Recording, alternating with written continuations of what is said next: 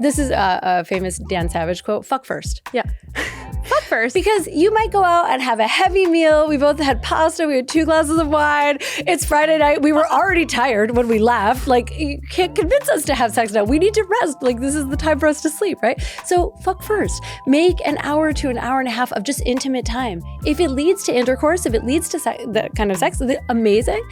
And if it instead is just like really deep intimacy, physical connection, we're like massaging each other back and forth. Maybe we're like turning each other on, but we're not putting pressure on anyone to reach orgasm.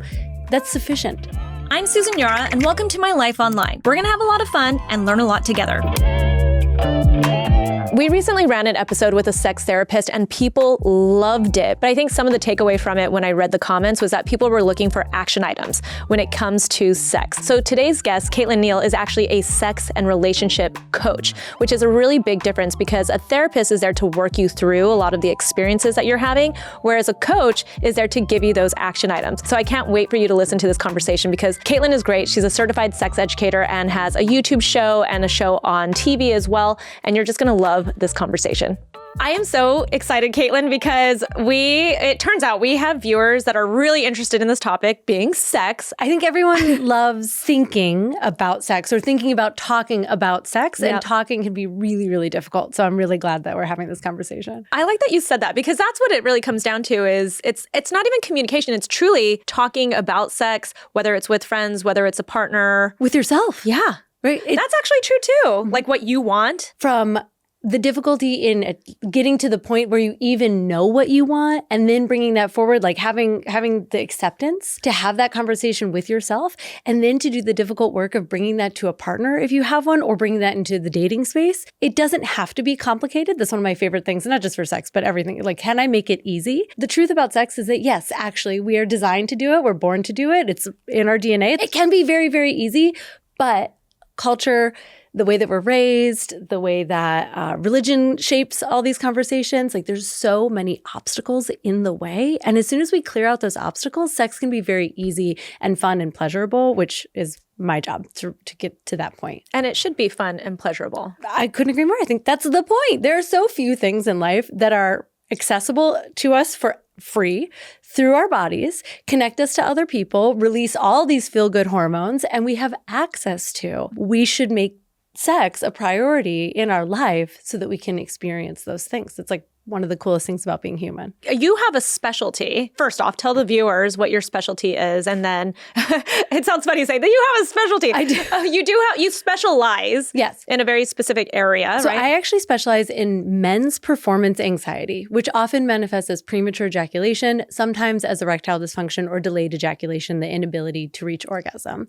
I started as a researcher working really with bisexual and pansexual women. And I thought that was who I was going to continue to work with as a coach. So when I left academia, I dropped out of my PhD or my DRPH, a doctorate in public health, so that I could pursue coaching. And I expected that I would be working with that same population, a population that I belonged to. And then I was featured in a YouTube video that went viral and put me in front of a male audience. And they started coming to me literally by the thousands for support. And that's why I started my YouTube channel. And that is how I've ended up being a specialist really in male performance anxiety. Which is crazy to think. I know and I realize this is a thing. It exists, obviously. But as women, sometimes we kind of feel like men have it so easy when it comes to sex. Right. Yeah. I mean, that's the overarching narrative, right? Is that sex is difficult for us. We're like a complicated lockbox with a master lock, like an escape room to get to our orgasm, right? Yeah. And that men is just like really straightforward. They're always available, always turned on, always hard, always last as long as we need them to. Just no problems there. Yeah. Right. But the truth, I mean, I think every woman has experienced a guy that doesn't last very long. But I think what we've always just kind of imagined is that they always get off. Yes. Well, and it's true. There's this tremendous orgasm gap. For the most part, in heterosexual relationships, they do have orgasms, right? But that doesn't mean that they're not struggling. And that doesn't mean that the things that they deal with don't matter, because they do matter to us, right? And when we don't think about everything about men's sexuality as a part of our overall sexual experience, then we're not really having the sort of nuanced conversation that we could if we are women who partner with men, right? Looking after their sexuality, not from this performance-based perspective that most of us are, both men and women, viewing men's sexuality through, but more holistically also allows us to view our own sexuality more holistically. Right. We might have more empathy, I guess, for our partner if we actually realize that as a male, he might actually be going through something too. Right. And if we allow him to be going through something, then that invites more empathy for us and our own experience as well. Like we can share in it, right? Like we can put ourselves on the same side of the table and look at our sex life as a thing that we can work towards together that's fulfilling for both of us. But when we have this really prescribed narrative of how sex is supposed to go, it starts with like a little bit of foreplay, and then it's penetration, and then maybe she has an orgasm, and then definitely he has an orgasm. We're actually robbing both women and men of a sexual experience that could be so much more rewarding. I like that. You're thinking about it more as a full experience. Yeah. Instead of just a formula. Right. I mean, even the word sex, right? Like for the most part, we mean penetration, right? We mean intercourse, right? Yeah. But sex and eroticism, even more broadly, if we think about that as the umbrella term, encompasses so much. I like to think about it more as the search for pleasure than the search for the seeking of an orgasm. And if we expand it to really think about pleasure, then things that don't really fall under how we define sex are suddenly a part of a sexual experience. So for example, like gentle touching, massaging, taking a shower together or a bath together, the energetic play that exists between two people when you're just like breathing together and feeling each other's energy, all of that can be part of sex, right? We don't have to keep sex in this tiny little box. And the nice thing about that is that we put so much pressure on sex itself, our definition of sex, intercourse, penetration. We put so much pressure on that to be the source of orgasm, the source of connection, the source of pleasure. Something that's different about men and their experience is that often the only source of pleasure that is allowed societally is sex and penetration, right? So if I ask men, what brings you pleasure? They'll be like, sex. When she gets off, I feel pleasure, right? And then if you ask them maybe, what is it that you enjoy doing, right? They might be like, oh, I really enjoy lifting. I really enjoy rowing. I really enjoy, building things with my hands, right? Those things also can provide pleasure. Yeah. I enjoy getting a massage when I allow myself to have one. Having touch, even platonic, non-sexual touch, can be a source of pleasure. So when we expand pleasure, we take the pressure off of sex to be the only source of pleasure that we have access to. And this is true for women as well. Yeah. And suddenly life becomes an experience of pleasure. And then sex actually has more space because we're no longer looking at it to provide just this one thing for us. Right. Performance, right. It's performance. For both men and women. Absolutely. And it just occurs a little bit differently, right? Performance pressure and performance anxiety for men has these really specific, sort of falls into these three categories. It's more broad than that, but for the most part, that covers 99% of men's performance, the symptoms of performance anxiety. Women's experience of performance anxiety is different. It can be like us watching ourselves as if we are a spectator. Am I doing it right? Am I moaning the right way? How do I look from this angle? All of that can take us out of our body and out of our experience. It can mean having pain with sex because we're not really in our body, so our body's not really open and available to be penetrated. It can look like an inability to reach orgasm because we're just everywhere except for in our own experience. And I think this is something that we need to talk about really broadly, is women's experience of pleasure and their own sexuality is often mediated through their relationship with men, right? Most women are not cultured from a young age. Our sexuality is not supported as something that we have, we own, we experience, we're in charge of, right? It's something that we cultivate for a relationship or for a partner. But what happens is now we're looking at a partner to do the lockbox thing. And our bodies are not really like that, right? Like our bodies are actually very capable of reaching orgasm biologically. I'm not saying that all women have an easy time. That's not the case. But when we own it for ourselves and we take our pleasure and we take our sexuality seriously and we center ourselves in our sexuality, we actually are making a space and a world. Like, we talk about the importance of self-care. You talk a lot about the importance of like taking care of ourselves financially, emotionally, mentally, physically through our hormones, right? But pleasure is probably the most core form of self-care, and it can be very difficult to prioritize because we're not supported in prioritizing it. Right. We're told we're selfish. Yeah. Not to mention like that sex really isn't for us. Right. Geez, I'd never thought about it that way. From your experience, what would be your best advice for women trying to help their male partners, and for men, something that they can do to help themselves if they're experiencing some kind of performance anxiety? Well, for both, it starts with touch. right? And it really starts with our own touch of our own body, and not just our physical touch with ourselves, but also like the mental and emotional touch that we have with ourselves, the conversation that we're having with ourselves. No matter what, you're partnered, you're single, you're going through something, he's going through something, she's going through something. Start with yourself, your own sexuality, your own sensuality, and your own pleasure. You are the only lens through which you can see the world. Right? And if you're not taking care of your own experience and you're not seeking your own pleasure, you're not finding your own pleasure. And this could mean orgasms. It doesn't have to mean orgasms. I would recommend them, I would recommend them as part of your pleasure practice. But if you're not prioritizing your own, then you're giving from an empty cup, right? Same is true in any different area of our life. We can apply this to sex. The way we do one thing is the way we do everything. Right. And this is definitely true in sex. So say your man is dealing with premature ejaculation and you really want him to last longer in bed. First, get into your own sexuality. Think about how you experience sex and sexuality. Think about what you actually want your experience of intercourse to be. And then you can come to him and have a conversation with him about his performance pressure, how he wants sex to be. Chances are he could feel shame. He might feel like he's underperforming. This might be actually really difficult. Maybe it's also that he hasn't really thought about it. Maybe he's just following the script that all of us have been given and he just assumed this was normal. This is usual. There's nothing that there is to be done about it. Right? But if you don't have your own kind of grounding and you're not really firmly rooted in your own pleasure, your own experience, your own sexuality, for me, that feels like reaching from an unstable place, right? You have to be able to back up and support yourself in order to support a partner, in order to design and create a sex life that is fulfilling to you both. Got it. So you're saying if a guy is having performance anxiety, it can be worked on.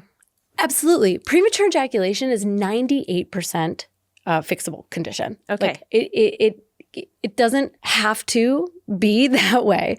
Men, for the most part, it relates to tension in their body, relates to tension in their emotional state, tension in their mind. And when they learn to be more mindful, when they, learn how to breathe through, when they learn how to take better care of their pelvic floor so that it's not holding a bunch of tension, so that they are able to actually last and prolong orgasm. When they start masturbating to last longer, one of the very first assignments that I give to any of my premature ejaculation clients is change the way that you masturbate. Men are often conditioned to masturbate as quickly as possible. Because mom. You don't want to get caught. Exactly. Yeah. So you're like in the bathroom, just like furiously stroking, right? And then you think that it's going to be any different when you get into bed with a woman, right? So you're, maybe you're putting all of your attention onto porn. You're not very present with your body. You're doing this as quickly as possible. You've conditioned a response. Remember, an erection is really just a bridge for genetic material. Right? Our bodies are so good. Men's bodies especially are so good at getting that genetic material out because it's the goal, right? Yeah. And actually, if you think about it, premature ejaculation was beneficial for our ancestors, right? The quicker that you could get that material out, the quicker that you could cause someone to be pregnant, the easier it is for you to pass on your sperm, right? To pass on your genetics. So we're not conditioning ourselves to be great lovers when we are sort of exporting all of our turn on onto porn. Again, that's one thing that's just removing us from our body. When we're moving as quickly as possible, we're also moving sometimes with a dry hand, sometimes as like furiously and hard as possible too. Yeah. So all of these things set men up to not be able to have the sex that they want with a woman. And then men are conditioned also not to ask questions about this, right? Sex is like anything else. I don't love cooking. I'm not a natural chef. If I am going to make a meal, I'm going to refer to like 3 or 4 recipes. I've got to think about all of them, put them together. Like it requires time and energy, but I don't shame myself for needing to refer to cookbooks in order to make a great meal, right? But we do this with sex. We assume that we should be able to close the door, turn off the lights, and it just works. And if you're in love, it will just always work no matter what, and it'll be super easy and you'll never have to talk about it. And it's a lie. It's not true. But just the same ways you can learn about cars or cooking or gardening or childcare, like you can learn how to make sex better and more enjoyable, and it has to start with you. Okay, I'm going to ask you a question that I asked last time, and that is, how often should a couple be having sex if they're in a long-term committed relationship to be healthy? I'll give you 2 answers. Okay. Probably the answer that your previous guest said, which is the number that makes sense for them, right? Where it feels good for both of them. It feels accessible. It doesn't have to feel easy, but it shouldn't feel hard. Yeah. I think there's a distinction between difficult and hard. It can feel difficult to make space for sex.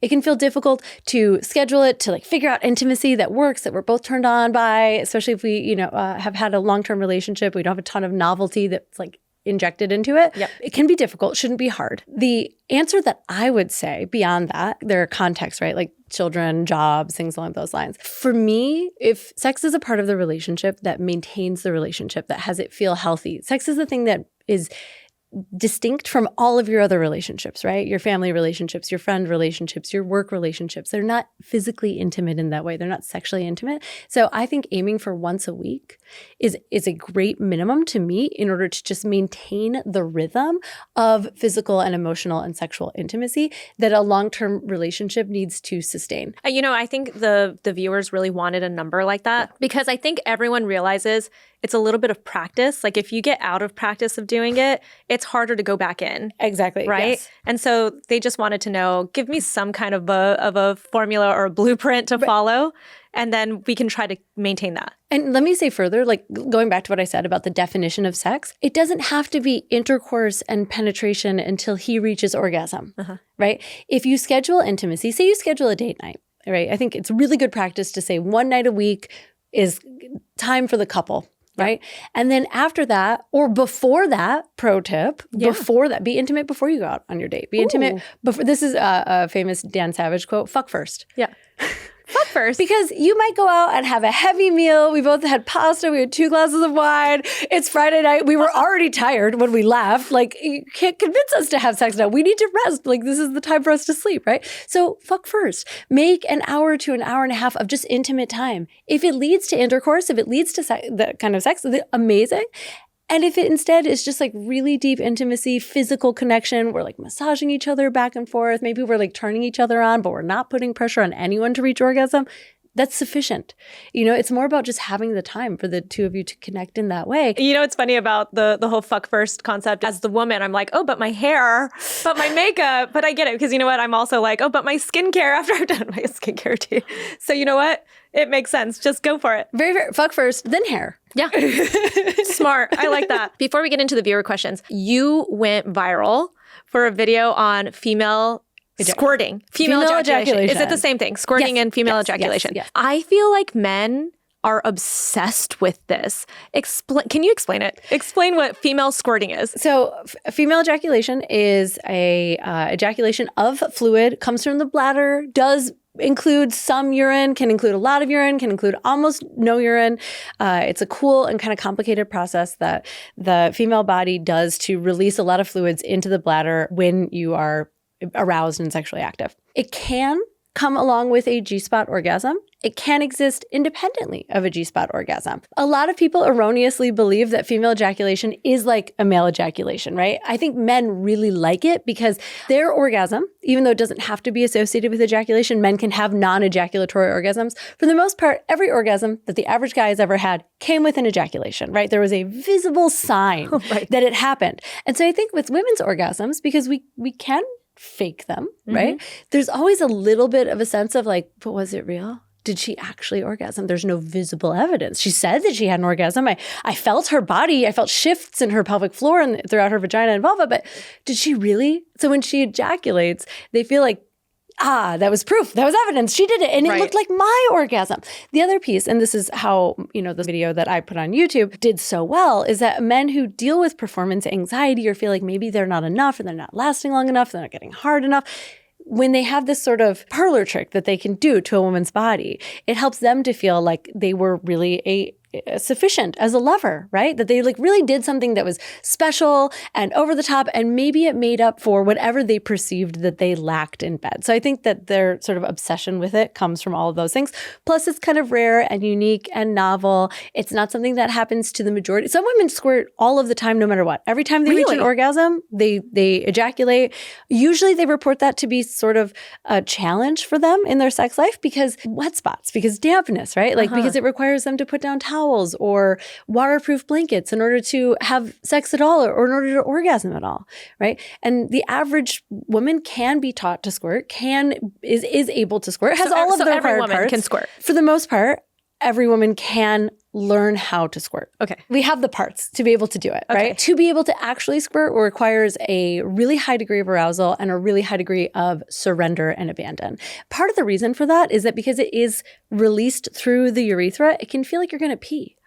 right? And so most of us are consciously or unconsciously holding back because we don't want to pee during sex. We don't want to pee on our partner during, on our bed. And that can be a very conscious thing that we're doing. A lot of women who are trying to learn how to squirt or realize that they can squirt, realize that they thought that they were going to pee. And so maybe they stopped sex, so they were holding back, and later learned that that was their body trying to ejaculate. On the other side, if you are trying to learn how to squirt, the best way that you can do that is wait until you're really aroused. If you're multi-orgasmic, have a few orgasms before you even attempt to go for squirting. Because the thought of attempting to go for squirting has never crossed my mind, but okay. like this sounds like a challenge. If it's something that you want to do. Yeah. Right? Not because your partner wants you to do it, because you want to have a novel sexual experience for yourself. It can feel incredible. So if it's something that you're interested in pursuing for yourself, and just you pursue it once and try it and decide that it's not your thing. But I think it's worthwhile if you are at all into exploration in this way to attempt a squirting orgasm. Let's get into, I'm going to pull up my phone because I'm going to read actual questions from our viewers. First question, how normal is it for a woman to not want sex ever? Yeah. And by the way, I'll throw out there just anecdotally, I know for myself and for all of my friends, we have gone through bouts where we just didn't want to have sex. Yeah. And we wondered if something was wrong with us. It's very normal to have cycles in our desire and our libido. With the exception being, if you are asexual, which is a completely legitimate experience, identity, orientation towards sexuality, the question is, does it distress you? Right? So if it doesn't distress you, if you're like, I don't want sex ever and I'm good with that, maybe I have a partner who is sexual, but I don't personally need it. Maybe you're asexual, or maybe you're gray sexual, which is on the asexual spectrum, which again is a inconsistent or irregular or very, very, very low desire for any amount of sexuality or any sexual contact. So just know that that is a completely normal experience. And there are people who are asexual and it does not cause any sort of problem or distress in their life. However, what I think is probably true for this viewer is that it is causing a degree of stress. Like she would like to have sex. She wants to want sex. So it's not irregular. It's not abnormal, as you were saying. But if it is causing you distress, there are a few things that you can do about it. Number one, go get your hormones checked. Get a physical check from a very qualified physician. Like you had Mercedes. Yeah. Mimi, yes. Her episode is phenomenal. Have a listen to that. Like think about where you are inside of the cycle of menopause or perimenopause, right? Think about where you are inside of your stress cycle and your emotional health. Think about where you are in terms of your physical health. Are you taking care of yourself? Are you moving? Are you drinking water? Are you sleeping? Do you have a child attached to your hip 24 hours a day? All of these things may be factors in how much you desire sex. And it is also true that a percentage of women deal with what is called a bristle response to a male partner often and him initiating sex. Have you heard the experience of going like, ooh, I don't, right? Yeah. A shock experience. That's actually our fight or flight nervous system engaging to that kind of touch, right? We're having a response, a survival-based response to someone initiating sex with us. And if that's what this person is referring to, if that's what they're dealing with, there are other things related to relational safety. Maybe we're going from 0 to 100. Maybe her body's just been penetrated before it was ready 1,000 times. It's very common for us to have sex before we're truly ready, before, remember the vagina is made up of muscles, right? Yeah. If we are going to exercise, for the most part, we warm up our muscles before we ask them to do incredible feats, but we don't give the vaginal muscles, the pelvic floor muscles, the same respect. Like, we don't warm them up before we ask them to go, through something, to be a part of something, right? And the other piece of that is, what is your sexual relationship to yourself? And what is your relationship with pleasure? So if you don't want sex with a partner, but you want it, and you're taking care of physical, mental, emotional health, the place that I would go to is, what's your sexual relationship like with yourself? Like masturbating. Masturbate and pleasure beyond just that, right? Like, can you schedule some time to experience and turn up your experience of pleasure? My mentor, Jaya, says, can you increase your pleasure by 1%? Like even in this moment. That can't be hard, right? Can you increase your pleasure by 1%? Okay, if you're listening in the car, can you like shift a little bit? If you're at home, can you grab yourself a glass of water? Could you put like a little flour in it? Or maybe like dress up your lunch just like so that it pleases you a little bit more? Instead of making pleasure this like ultimate, very hard to reach goal, can we make it just like 1% more accessible all the time?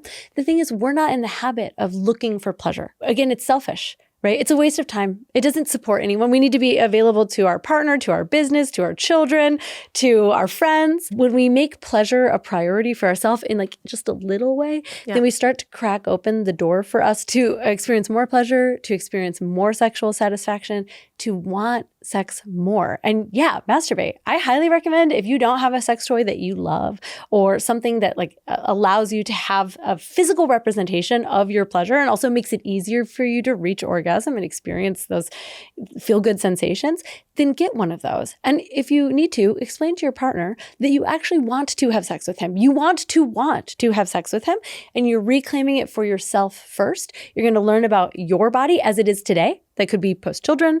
That could be in a very, stressful work environment. That could be while you're taking care of an aging parent. But you're going to learn about your body and what it prefers right now. And then you're going to take that information and, like you said earlier, that drive that like now we've kickstarted and we're like moving slowly, but we're gaining momentum and steam. And we're going to take that back to them with more information. Does using a sex toy or a vibrator desensitize you? What do you think? It's very rare that using a sex toy or a vibrator actually causes any sort of like permanent shift in the way that you experience pleasure and orgasm.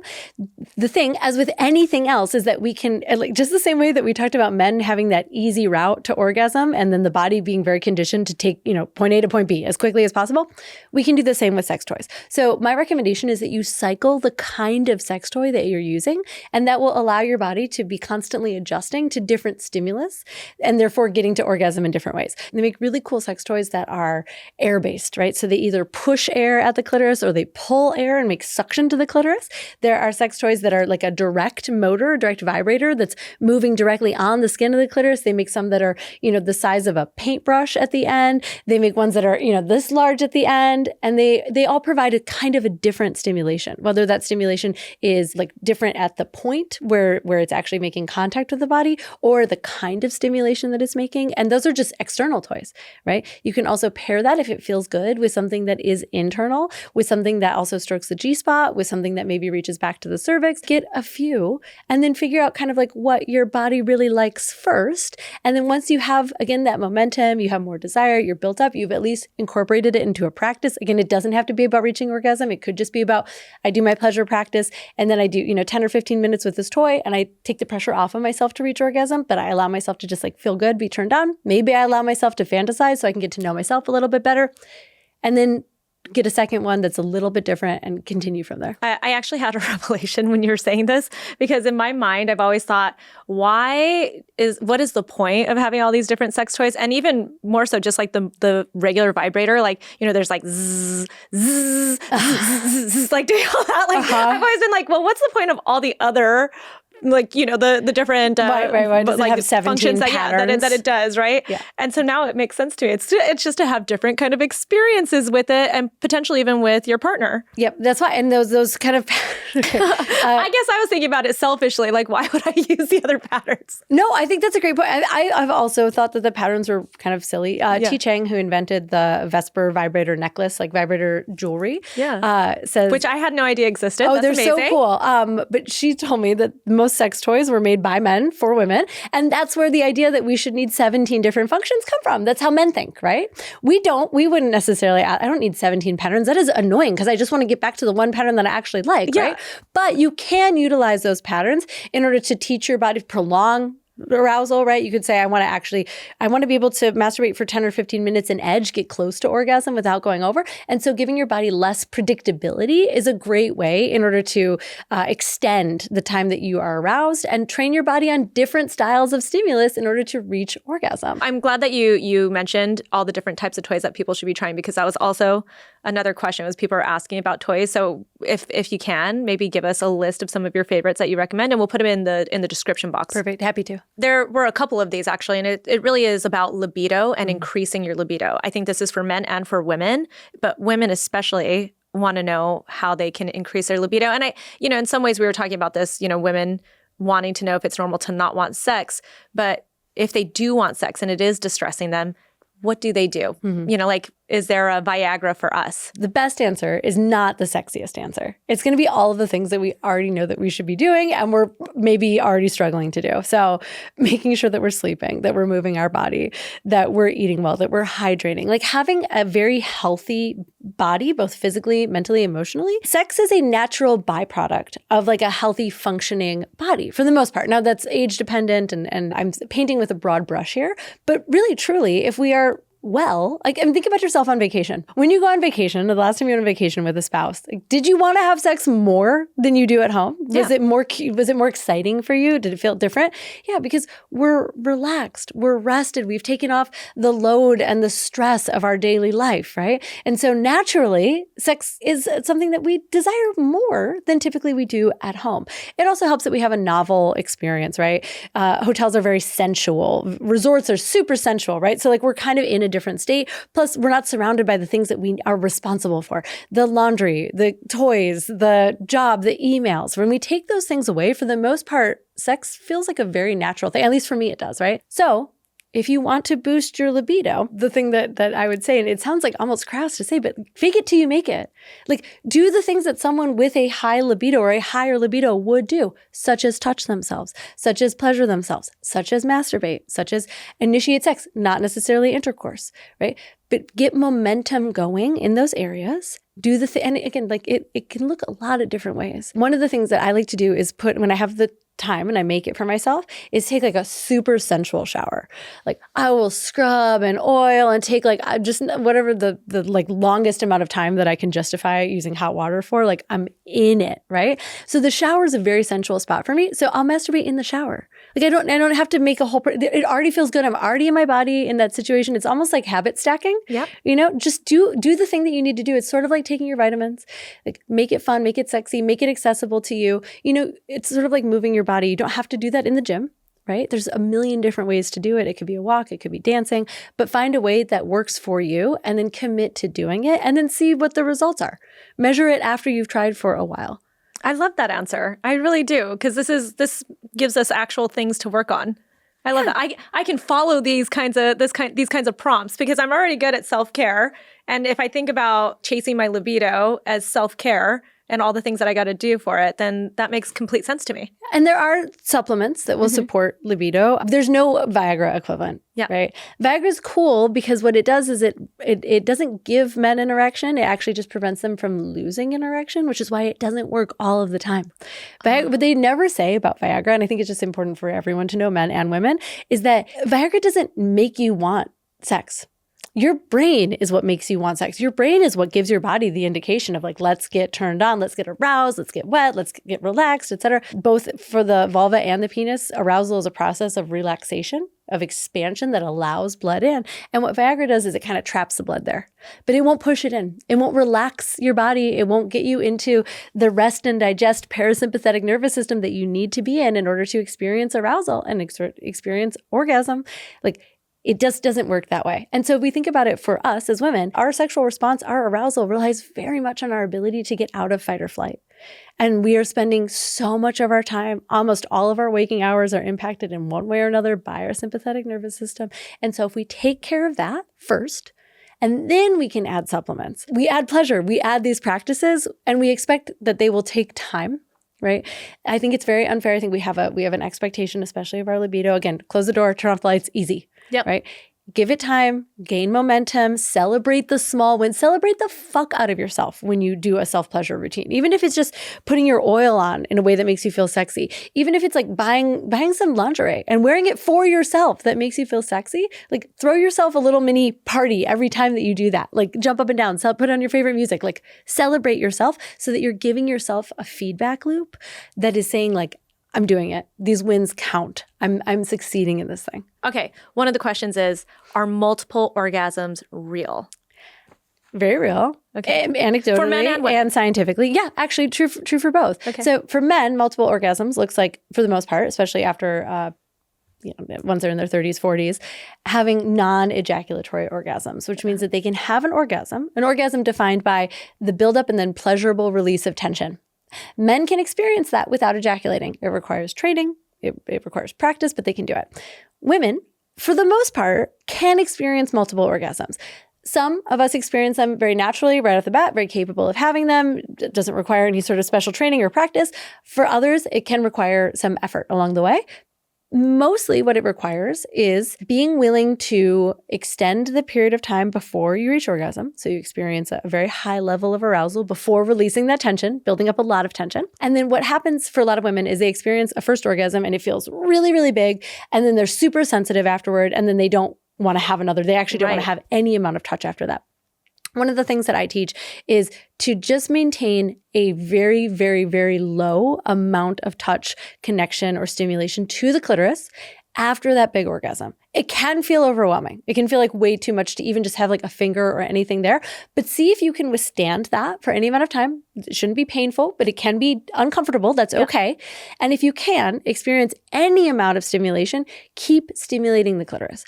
Don't stop when it feels like, it's so sensitive. Are you saying we should be doing this, like practicing this on our own, or get a partner involved in this? You can do either, right? So if you're practicing it on yourself, okay, let's say you're using a vibrator, a toy, one of the toys I mentioned earlier.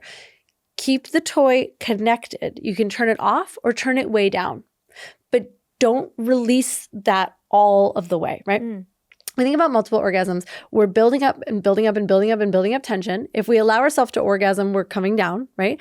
If we back off when we get close to orgasm, we can actually continue to build up and have more and more tension so that when we do release it, it feels even better. But the other nice thing about building it up without releasing it is that when we do release it, and then we don't actually let it crash all the way down to the bottom, we're already up here. Yeah. We're already at this higher level of pleasure, this higher level of tension built up. So we let some of it out. We don't completely stop stimulating, and then we allow it to build back up again. And then we can have multiple orgasms after that. Interesting. Okay. This is actionable. You're giving us actionable stuff. I like this. I'm a coach, right? Not a therapist. So my job is to actually take people from where they are to where they want to go, not to look into their past and figure out how we got here today. One of the questions that I thought was really interesting is that this woman is saying that she was in a long-term relationship and now they're in an open relationship, but she feels guilty, basically, having sex with other partners. Is there a way that you can like coach people into not feeling so guilty about that if they've made this choice together, right? Sure. Well, part of the question that I would ask is, where's this guilt coming from? Because a lot of people that find, heterosexual relationships, they open up after a certain degree. Sometimes it's the man that's really pushing to open up, and then he finds that it's very hard for him to find sexual partners. And it's very easy for her. Right. So, maybe they're opening up after 10 or 15 years of relating to each other. And suddenly she's got like dates and she's online and men want to take her out. It's like, there's an abundance of options for her. And then there will be a scarcity of options for him. And then suddenly, she may feel guilty about that. She may feel guilty about all of the availability of other sexual partners. But I wonder if it's not that, and she's just, when she's intimate with another man, she feels guilty because she's not being with her partner. And I would say, is that a result of conditioning, or is that a result of preference? Conditioning, on one hand, that you shouldn't sleep with any man other than your man, and that having sex outside of your marriage makes you bad, dirty, evil, sinful, going to hell. Like that's all conditioning, right? Right. Or a slut, right? We all have some degree of, and even I have a degree of internalized slut shaming. Yeah. It's one of the reasons that I am so vocal about my own life and what I do and my experience. I think this is one of the greatest gifts that I can give to the world, is just normalizing it. But I still will revisit things and go, oh my God, I can't believe that I said that. Like, I still deal with fear of being judged. So everyone does. Conditioning. Preference. It is okay to just prefer monogamy. Now, I live in Los Angeles, so this is a big part of the conversation that I'm having with my friends and colleagues. And it's very popular, I think, here and around the country and around the globe, to be experimenting with non-monogamy, with open relationships, with polyamory, which includes emotions into that equation, with swinging or lifestyle. And I'm grateful for us normalizing the non-monogamy conversation, because we put so much pressure on one relationship to provide all of these things for us. You're going to be a co-parent. You're going to run a house with me. You're maybe going to run a business with me. It's my ex-husband and I did. You're going to be my best friend, and we're going to have great sex. That's a lot for a single person to hold up. And so if you find that a structure that is open works for you and your partner, amazing. I recommend that you experiment with it. Go slowly. Remember that there's not just two people's feelings in place now. There's more than just that, right? And that makes things exponentially more complicated. But it is also okay if open relationships do not work for you. Yep. If you do not enjoy having sex with other people, and your partner's really pushing for it, like understand that you don't have to. You can be like, I actually just prefer to have sex with you. And you could still be cool with them going out and having relationships or having sex with other people. It doesn't have to exist in perfect equality. We don't have to have the same configuration for both people. We have two unique people make up one unique relationship. Like there are many configurations, and there's, thank God today, a lot of really good information out there. There's there's a whole library of books. When I was starting my open relationship journey as like a teenager, there were like 3 books out there, and I just learned the hard way every single lesson until I finally just realized like this wasn't, for me anyways, the way that I had set it up, it wasn't my preference, and I couldn't force myself to prefer something that I didn't prefer. I guess it was a long answer to a short question, but where is that guilt coming from? And what is it telling you? And then once you've done that detective work, moving from there. Okay, I think this is a really good question to kind of wrap things up on, especially since you work with men as well. How long should sex last? Oh, I really love this question, actually. Sex should last as long as both people want it to. Right. I just got back from vacation, and my partner and I had like some very intense, very great quickies while we were on vacation. Like in those instances, sex needed to last like 7 minutes. That was every minute that we had, and that is every minute that I wanted to give to it. And that actually made it really hot and really exciting. Other times, I want sex to be able to last for 2 hours because I want to have like a whole flow of experience. I want to think about it almost like a great theatrical performance. Like we're going to have some buildup. We're going to build some, we're going to put some stakes to it. We're going to try some new things. We're going to add some novelty. We're going to do some kinkier stuff. We're going to do some sensation. We're going to play with power and surrender and dominance. And all of that is going to exist in an extended period of time. So I want both. And I want all people to be able to experience both so that we can have the full range so that we feel like we're really empowered. So 30% of men deal with premature ejaculation. It's the inability to control their orgasm and orgasming before both them and their partner are ready, early ejaculation. 98% of cases of premature ejaculation are completely fixable. I developed a method from my work with men called Come When You Want. I'll happily give you the link. So if your partner or you are dealing with that, know that it's actually very easy to address and can very, very quickly be shifted so that he can experience control over his orgasm and you can have sex for as long or as little amount of time as you want. But my answer is like range that depends on the context. Is it date night or is it, the morning before we're both headed to work? You should just have control over your body so that you can have it last for as long as is appropriate and is desired. I love that. I think the biggest thing I'm taking away from this conversation is that, one, we should really focus on our own pleasure, and it doesn't have to be sex. I don't think I realized how much I wasn't focusing on it's almost like that romanticize your life concept, right? Mm-hmm. That's what you made me really think about. And then two, that we can practice and work our way into so many of these different things that we've heard about with sex. And I love that. That makes me feel like there's so much more that I can learn and so much more for my future. Let it be easy. I love it. It can be easy. I love it. It can feel good. Where can people find you? You can find me on YouTube, youtube.com/CaitlinV. And you can find me on my website, CaitlinVneal.com. And you can watch my show, Good Sex, on HBO Max. Love that. Thank you so much for being here. This was a great conversation. Thank you for having me. Thanks for joining us on this episode of My Life Online. If you enjoyed this podcast, make sure to follow, rate, and review, and also share it with a friend so we can continue making great episodes for you. You can also find me on social media. I'm at Susan Yara. And if you enjoy beauty, especially skincare, make sure to check out my YouTube channel, Mixed Makeup. I'll talk to you soon.